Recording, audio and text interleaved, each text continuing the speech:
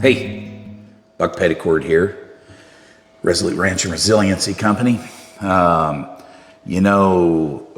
here today. I've got a guest. I want to talk to her a little bit about some of the things that, her life and some of the things that she's done. This is Miss Ann White. She is, director, head trainer, Vermillion Valley Equine Center.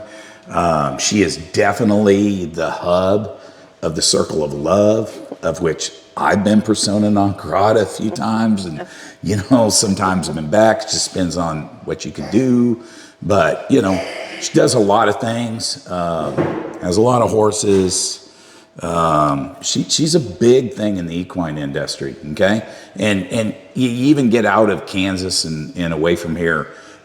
She's a big deal. She just doesn't have a big name with the, I don't know what you call it, the equestrians and the Olympic equestrians, but everybody knows Miss Ann White. It might be from some of her modeling career, or it might be from her skill with horses. I don't know which. Oh, you're also the coach for the K-State Equestrian Club. Yes. All right. So, Miss Ann, tell us a little about, your background, your childhood.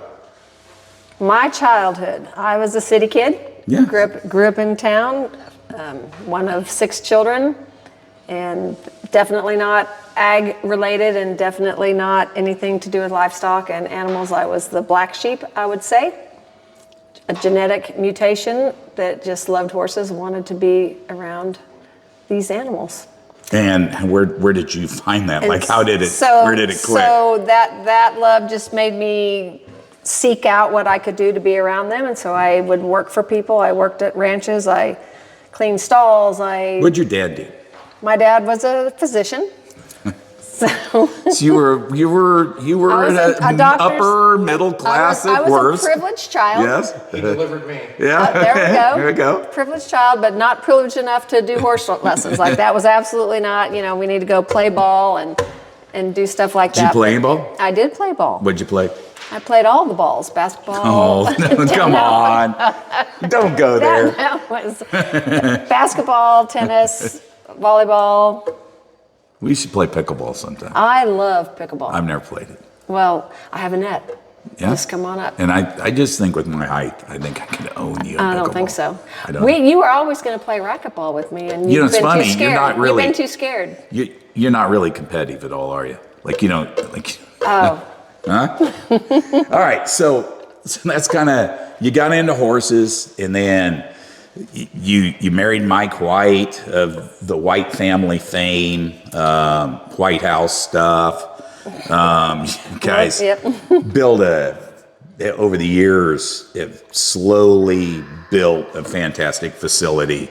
It evolved. 1,000 miles from any other human beings. That's right. That's right. It evolved. I never had a plan. I never had a, development of what we were going to do. That just as we got better and better at what we did and had a need for more room, for more horses, more facilities for people, we just kept adding on. And yes, in the middle of nowhere, never dreamed that people would come that far just to ride horses, but what do you think your bread and butter is? Or what do you think, like if you could... What would you do if you could do it? And then as far as Vermillion Valley, what's your... My bread and butter has turned into kind of the equitation part of the equestrian world. You can be judged on the horse, or you could be judged on the rider. The horse industry, equestrian world is very, like you talk about a privilege. I mean, it just takes a lot of money to play and win. And so to be in the horse competitive parts, you have to be able to buy very expensive horses out here in the middle of nowhere. By the way, she's very good at getting pauper farmers to buy expensive horses for young children. But, that's neither here nor there. But in the equestrian world, what was expensive to we farmers out here in Kansas, it was nothing compared it's true, to the I'm not the king of Saudi Arabia who has a house. The horses that we compete against. So I kind of lent myself more towards developing the riders than developing the horses, because we couldn't afford those kind of horses. And so I developed the riders, and the riders could beat the other riders, because I mean the talent that the kids had here, you know, we didn't have to go buy it. We made it, and so we were able to excel in equitation without having to spend the kind of money that our competitors spent on their horses. So, personal development. Personal development. Like individual rider development, personal development. Yes. So taking these kids and my training philosophies and stuff come from very much an athletic background. I had a lot of professional athletes in my family, so it wasn't just in the ring and on the horse, but it was physical development, mental development, all the things that all my father and relatives that are in Hall of Fames for athletic deals, like we were drilled that as a kid, and I just took that mentality and put it into the kids with the horseback riding. Is that where you got your arm? You know, I think you hold the record in any equestrian facility for how hard and how far you can throw a hat. Pretty much so. P.S. That was to his daughter when she get the hat thrown on the ground when she wasn't performing up to what I thought she should be doing. So anyway, I mean, this is all fascinating, you know, all about Anne and her amazing life. It's all fascinating and all, but I just want to interlude here for a moment that it's not just my daughter that rode there and the difference, you know, Anne made in her life, which was huge, and the difference Anne made in my ex-wife's life, and the difference I saw her make it. I don't know how many kids you put in college. How about your life, Buck? Oh my God, the difference, the pain and suffering you've made in my life. But anyway, Anne knew that we were trying to do this retreat thing, this ranch retreat thing, and we had no vision for it. You know, I don't plan very good, and I have ideas, but I don't have visions. And you know, we're just building something out of nowhere. But you came to me with we met at a bar and met the people from Hooves, because they'd done something at your facility, right? Correct. And you know, I'm going to give a big shout out to Hooves, Amanda Held. Big shout out to Hooves. It's a good facility in Ohio. Man, you're anywhere around Columbus, Ohio. If you're a veteran and you've got, you're in one of the groups that will send you places, like, you know, fly you in, and that's probably a program you should check out. And you know, they did a couple with us. We just sort of sponsored them. They came in and did a couple with us. They were fantastic experiences. I come from a little, not quite as, I don't even know how to say it, not quite as psychological or psychic almost. Because, you know, she'd be like, oh, the horse is telling you your left ankle is hurting. And she was usually right. I'm not going to lie about that. But, you know, I don't come in my, like, I like things you can touch, feel, and taste and, you know, take home with you, you know, put in your back pocket and take home. Yeah, I like tangible stuff. And so we tweaked it a little bit. And then my daughter, Brianna, who, you know, rode at Texas A&M, howdy, if you're out there, you know. Hi, Bree. Well, I just mean to all the A&M fans, howdy, like, because I don't know, it's a cult. You're all cults. But anyway, you know, she became a psychologist. She worked with our program and did some stuff. But Anne provides all horses for our program, and it sounds like it's not a big deal, but it's a huge deal, because I have horses that we could use, but my horses don't get handled every day, and they're not. Your horses get handled. They're used to people being around. I put people who know nothing about horses into the arena with them. Yeah, I'm not saying someday somebody's going to get kicked or, you know, not, but you know what I mean? Your horses don't do that. Even when they're fighting, they don't do that. You have very, very level-headed horses that work really good with our program. You have so many horses. I don't know if that's a compliment. You have so many horses that we can get all these different personalities of horses mixed up. And when I started into this, I really thought we wanted really tame, calm horses. But we don't. We want horses. Horses, it turns out, going back to my cowboy days as a little kid, riding Shetlands, who all of them hated me, horses mirror your soul.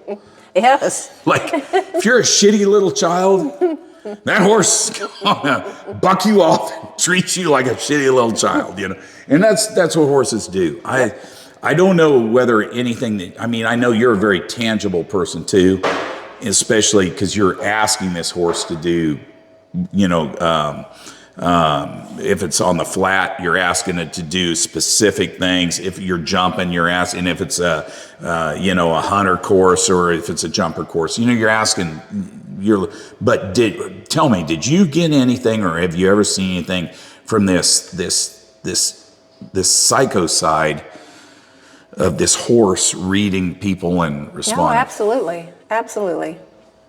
I mean, they can read your mood that day. Like, I always say that as a horse trainer and as a riding coach, really the horsemanship part of it is about 80% of what I do, and the other, I mean, the horsemanship would be 20%, the 80% would be life coach. Those kids come out and they get on a horse, and I can tell right then if they got in a fight with their boyfriend, if they're in a fight with their parents, if they did bad on a test. They're just by the way they're riding and the way the horse is picking up on all that stuff. And I can, you know, it's either good or bad, and I can say, come in here, and what happened today? What's going on? And then they end up, you know, like it's incredible how the horse reads humans.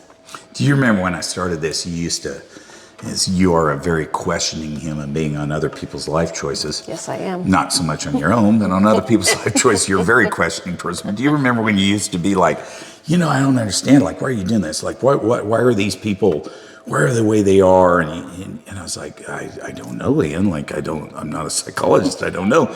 And we were, you know, we're going back and forth. And you're just like, I've just never experienced, you know, what you're talking about in terms of that kind of trauma. And I don't. Well, let me ask you a question about experiencing trauma. Taking on the weight of everybody's, you want to talk about a collector of lost toys. Taking on the weight of everybody else's decisions and all their problems. And then all of a sudden, it's just turns to ash in front of you. Oh, it doesn't. And then you question everything. It doesn't turn to ash in front of me. It blooms into a fabulous life. Okay. That's been my experience. Yeah. That the horses help heal people. That helps them find their right way. It does so much stuff. So yeah, it is way more fun to take somebody that has a need and help them find their way through the horse. So, I 1,000% agree with that. We have a common friend in common, something like that. So, you know, we have little lots Mike, of common friends. We do, but little Mike is who I'm thinking. Okay. So little Mike, he does some stuff, and he really he would bring the horses out to our program, and he would help, and he would do stuff, and you know, and he really another city kid, right? Yes, grew up in a privileged white and family. how the hell did you know what I mean? How did horses ever click with him? Yep, genetic mutation. I'm telling you, that's what it is. So I don't even know if our program works. I'm a great salesman. Wait, you don't know if my program works? My program. I know your program works. Okay. I watch it work. I don't know if mine works. The Circle of Love program works great. She just gets people to work for her for free and to pay their bills and buy their feed and rent horses and stuff. But I don't know if our program works. But the one thing that I do know, the things that I've seen is the horses work. You know, and we wouldn't have anything if it wasn't. We wouldn't have anything in our program if it wasn't for Vermillion Valley Equine Center. So, you know, I want to give a shout out to them, and I want to encourage anybody, and I know, you know, Wamego, Kansas, Laclede. She's from Laclede, I'm from Wamego, and there's a big difference. No, 10 miles. 10 miles and 5,000 people. There's two of you up there. I'm not Laclede. That's Paul and Karen. I'm Bellevue. Okay, all right. We actually, are you Bellevue or No, I'm Wamego? Wamego. Oh, okay. But she's So we don't live talking in the address. same It town. doesn't matter. The point is, if you're in anywhere drivable distance, I'm saying give VVEC a shot, you know? Thank you. No, you're supposed to do a shout out for yourself. No, I'll shout out to your program and what? The entire name. VVC? Oh, Vermillion Valley Equine Center. VVC.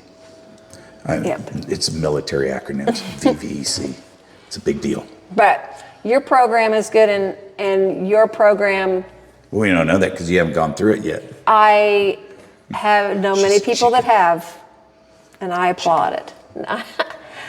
Anyway, the horse, my horses, yes, and I do that because I love you and I love what you do.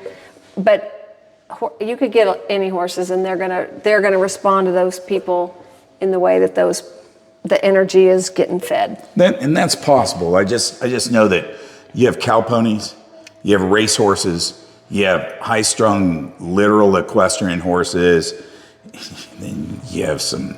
I don't know where you get some of these things at, but whatever.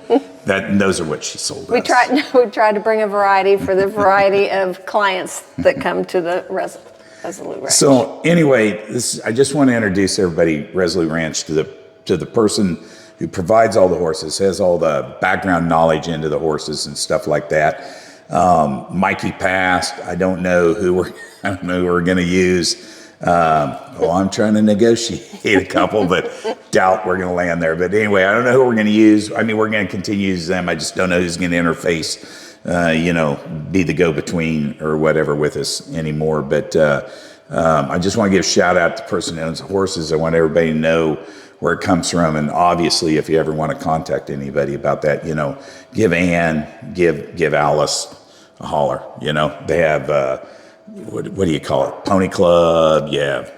We have Pony Club. We again coach the K-State equestrian team, and then just the regular clients that just come because they want to be a part. Yeah.